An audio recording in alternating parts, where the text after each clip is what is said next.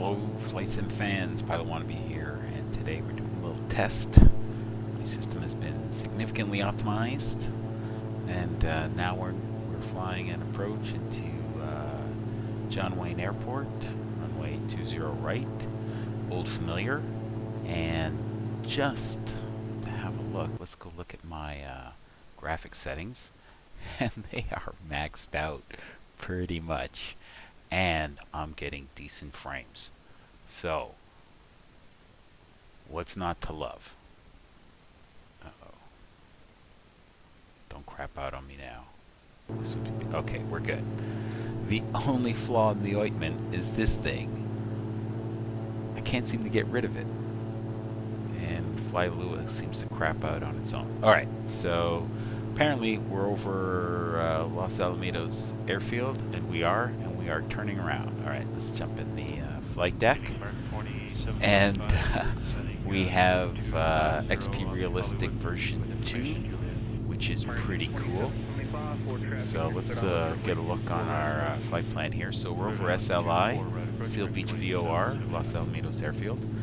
And we are heading into Sanger at 4,000 feet, and before we get there, I'll take over and we'll fly it manually because, you know, it's no fun letting the autopilot do everything. Also, this is the brand new free-to-play Hold My Beer. They aren't kidding. Here's my beer. Let's have one. One beer for the approach. There we go. So, yeah, this is like study level GA aircraft. I had no idea the SR22s were so cool. This is the turbo model with, and the G6, meaning it's the 6th generation, so the latest generation, although I think there may be a G7 out. Who knows? Anyway, this is the G6. It's turbo, so it's got 315 horsepower up front. On my way in on an earlier flight from Oceano to Big Bear, I got her up to 25,000 feet, no problem whatsoever. It flies like a dream. It's got all the toys, which is great, and it forces you to be very professional. Very cool, like that. Okay, so we're about to intercept the VOR heading back out from the Seal Beach VOR towards Sanger. Alright. And I think I'll leave the GPS guidance in and fly it manually. And for reference, we have our altitudes here. So Sanger 3,500, Snake at 34, whatever that is, Hockham at 2,800, and Lemon at 22, where we will intercept the glide slope. So we shall do this like Pilot Edge likes to see for their tests, which is a step-down approach. All right. So, yeah, we're supposed to be at 4,000 feet. So we should maybe just let it capture 4,000 feet, let it stabilize, and take over. That's too easy. All right, I'm going to do that myself. Oh, by the way, before we do that, let's give a little tour of this G1000. Apparently, this is the perspective, I think, version. It's the equivalent of the NXI, and apparently, in real life, it looks just like this. It has the very special level button. Anybody can push it. A passenger who doesn't know anything just presses that whenever there's a dire circumstance, and the aircraft should level out. It has protection for all manner of things. It's a very safe aircraft. It tells you at 10,000 feet, hey, turn on your oxygen, or turn off your pitot heat, or turn it on. All kinds of awesomeness. Okay. Oh, and it's very stable. Holy cow. When you're an IMC, no worries. So I like the layout. Everything is right where it should be on the center console. So you got your approach, nav, and heading to be captured here. Course is done here. So it's a multi-function button, and you put in course, and it's highlighted there. numbers are there, so you can change the course if you wish, and then hit enter. You can also do that with the comms. Now the comm panel is highlighted in blue, and that's how that works. Okay. And then it's got the altitude functions over here, VNav, which is what we're on right now. And it's flying it brilliantly. And or flight level change, vertical speed, or you turn them all off in your default pitch mode, all control this wheel here. And audio panel, normal. Let's see, we're below 10,000 feet. We can turn off the oxygen for sure. So, also with this plane, which is unusual compared to most aircraft, it has a constant speed prop, which means it's variable pitch, but there's no blue lever. It's synchronized to the throttle, which makes it very simple to operate, and it's just fantastic. Also, that means that when you really want to get her down, you pull out the power, and the prop blades will flatten, giving you more drag, so you won't speed up as you dive down. You can lose altitude like nobody's business in this aircraft. Okay, let's see what it will do. We're not at 4,000 feet yet. It should fly the procedure turn. I don't know what this sucker's going to do. Oh, it does have the hold, and I haven't taken it out. So that should be interesting. So we're going to fly a circuit at 4,000, get down to 4,000 feet. One circuit should do it. American 219, we're coming up on funnel 270, Tennessee to Hollywood 1. We have to shoot at 280 knots. There we go. American 219, we'll first reduce speed further to 250, clear 9 left. And what airport is that? Encino. Okay, slow down to 200. I think there's a Planes of Fame museum. American 219. True to form, an X-plane. Oh, there it is. It's hard to find your airfields. They don't stick out like a sore thumb. They don't totally. Alright, so we're basically at 4,000 feet now, so it should just execute the procedure turn, and then we'll go direct snake. So let's set that up.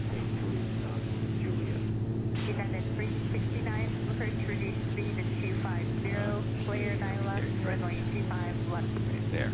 So it's highlighted at snake. We'll just go direct when that matters. Alright. So IAS. Alright. Doesn't like something, so let's give it some more fuel. And we'll keep the speed. 4,000. Alright. What does that say? Indicated airspeed, miss comp. Don't know. Anyway, we should set our next altitude down to 3,500. And then hit VNav again.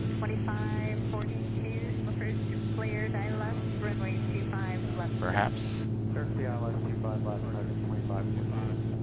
Alright, let's then hit flight level change and pull out some power.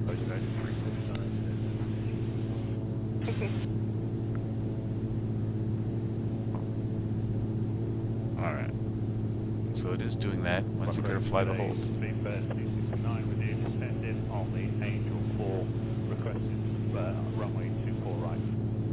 Well, we'll give it a moment before we take over.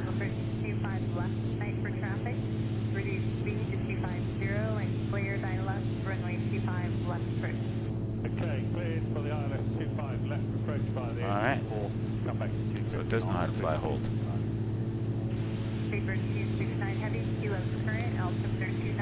Inside airspace. Okay, yeah, we're aware. Don't know what that's all about. Never saw that one before.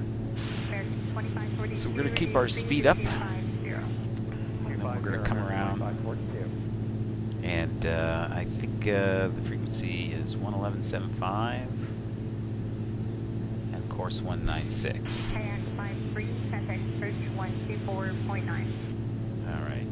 So, I think we will let it stabilize a little bit first. You know what, doesn't matter.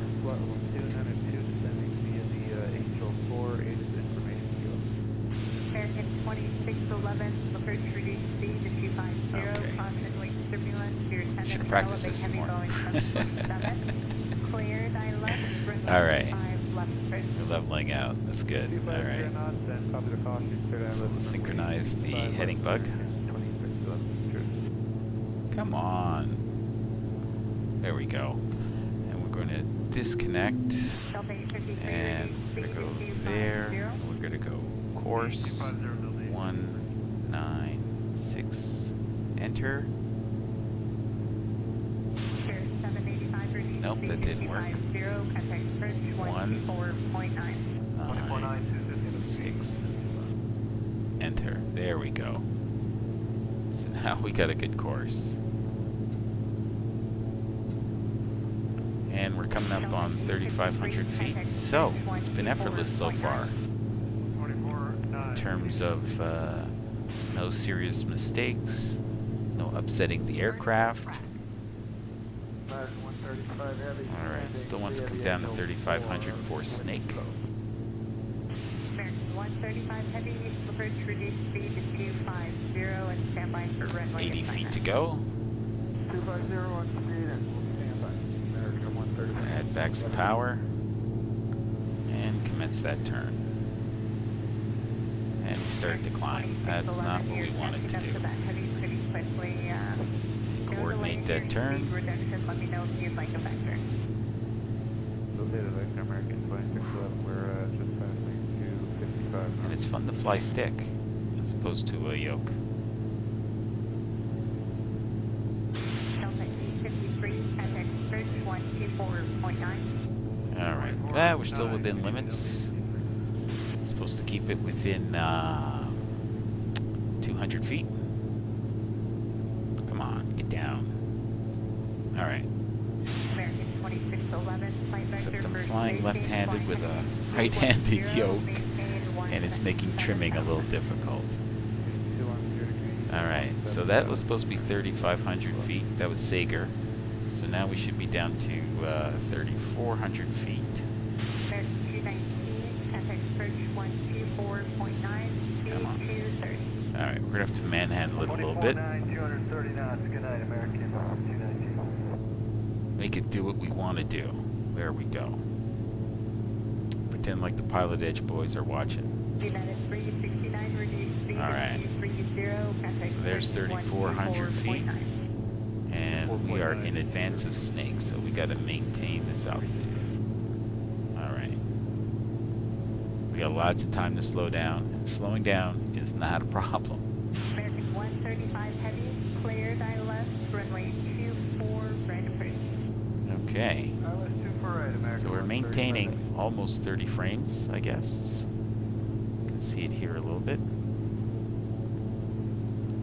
Okay. 2611, Look how stable this is. 4000, I'm using very gentle pressure on my Warthog HOTAS. 4,000. We got a gentle wind, 10, 11 knots from the right side.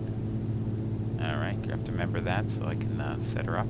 American 2540, reduced speed Okay, to approaching 230. Snake. 230, American. 20 feet too low. We're within limits. And we're keeping up a decent approach speed. We want to be over the threshold at 80, 85 knots. And I want to glide her in as opposed to dragging it in this time. Alright, look at that glide slope. You can see it's starting to come in. Okay, so we're at Snake. 24.9 American. And now it is down to... well, 2,800 anyway. All right. Confirm. You did clear American 135 heavy. IAS miscompute. I have no idea what that means. So let's get down to 2,800. Let's try to get down smartly. And that message seems to have gone away. Flight heading 260, reduced speed to 210. 260,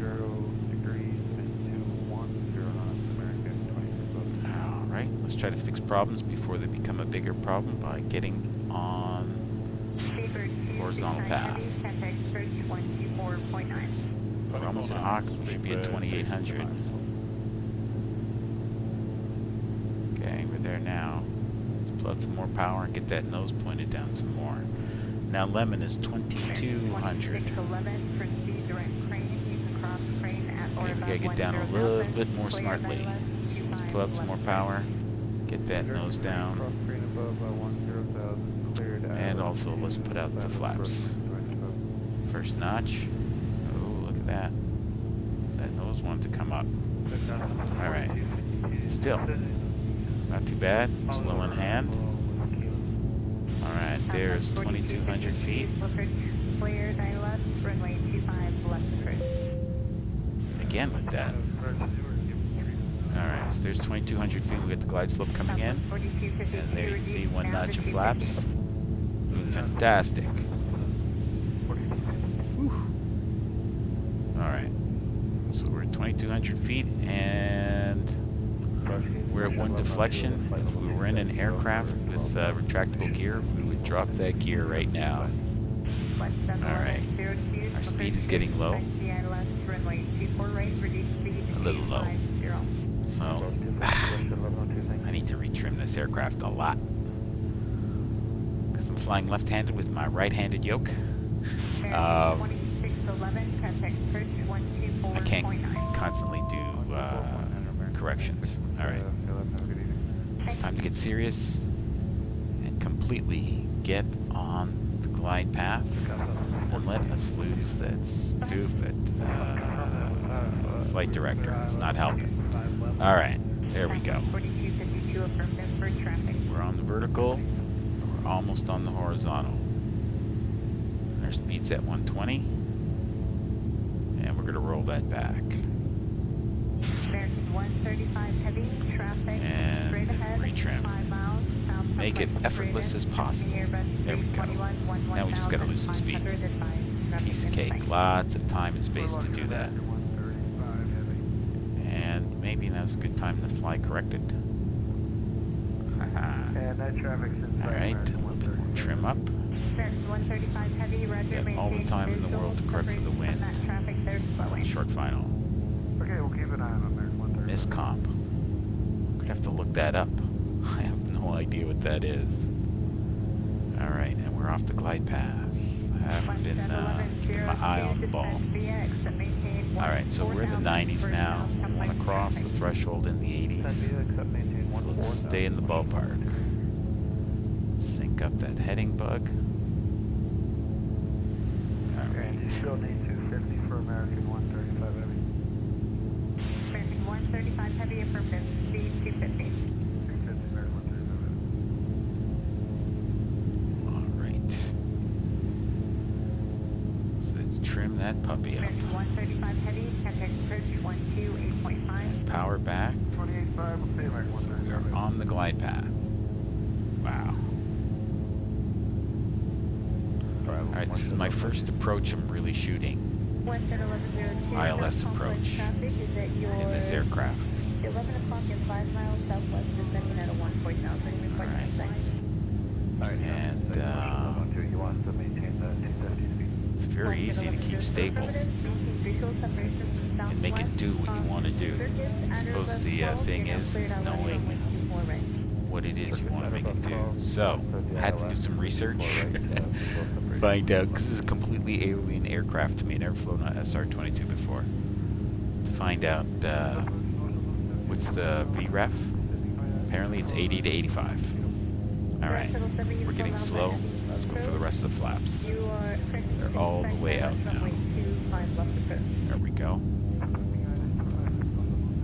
And we're on the vertical path. We'll smarten up the horizontal path. We got 2 pappies, and we're in the low 90s. It's fantastic. We only got to lose 5 knots. And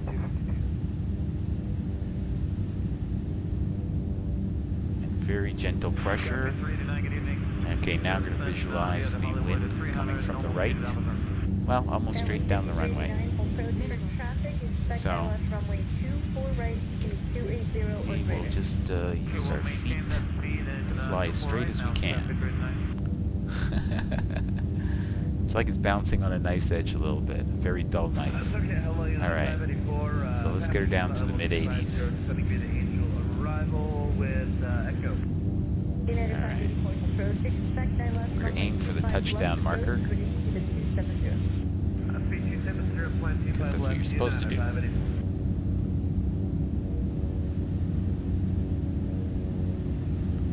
Oh man, we're really losing frames now. Alright, there's 85. Let's give it a little bit more power to stay there.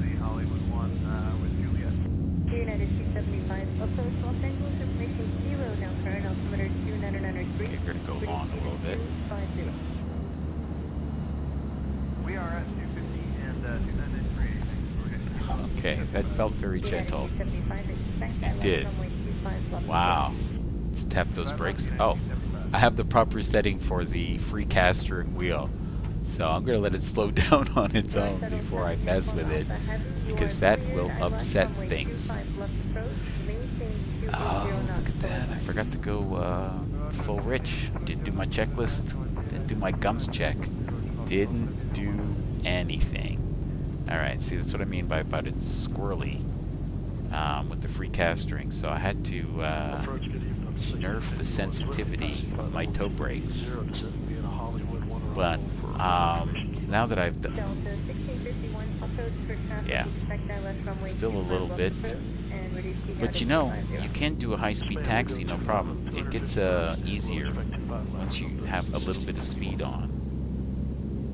So had I maintained my speed on the rollout like this, so a combination of exaggerated rudder movements and a little bit of tapping on the toe brake, also you can use them in combination, and I'll show you what I mean. Okay, so give it a little bit of power. We're going to give it full left rudder. That's all you get. Now you tap the brake a little bit and she'll spin around on a dime, and you can make it stop easy peasy just by hitting the outside brake. So you have tremendous control with that technique. Alright, what else we got going on? Still with that. Alright, so let's go take a look at that landing. And somehow with this aircraft, my version, when I hit the go to replay, then you're going to get my buttery landing. There we go. What have we got? Minus 43 feet, 1G, very good flare. I floated for almost 19 seconds. Yeah, I could have to work on that. But I'm new at this aircraft. Alright, so let's back her off a little bit. Not that much, not that much, not that much. Oh, I have lots of other sort of pseudo airports in this vicinity, so I don't get exactly the right, how should we say, the right view. This is weird. I've never seen this before. But it's my first time with the Orbix SoCal. What the hell? Come on. Yeah, it's got to be very close to the runway before I get the tower view. There we go. Finally.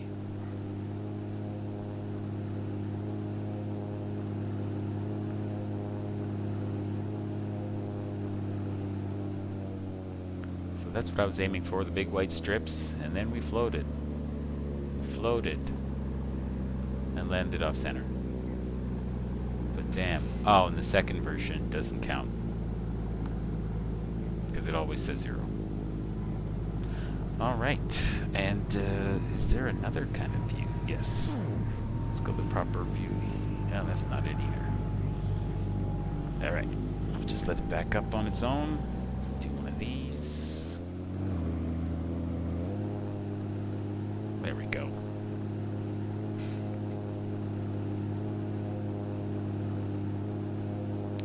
So, debrief to myself. You can see how I let that very gentle right-hand side wind push me off the center line.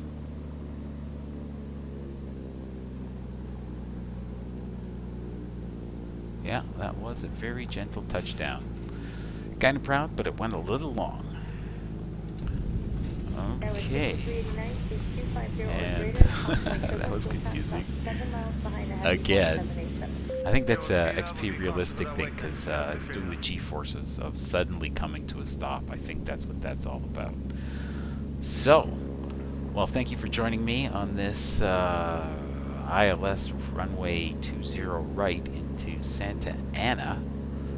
And it was a lot of fun. This SR22 is the now go-to GA aircraft for, you know, beginners and intermediates, I think. For me, the top dog is the TBM 900. This is very full-featured aircraft. It's got everything you need. The visibility is fantastic. A great deal is modeled. You got a G1000 implementation that looks full fidelity. It does what it's supposed to do. Buttons are in the right place. All the features seem to work. It's great.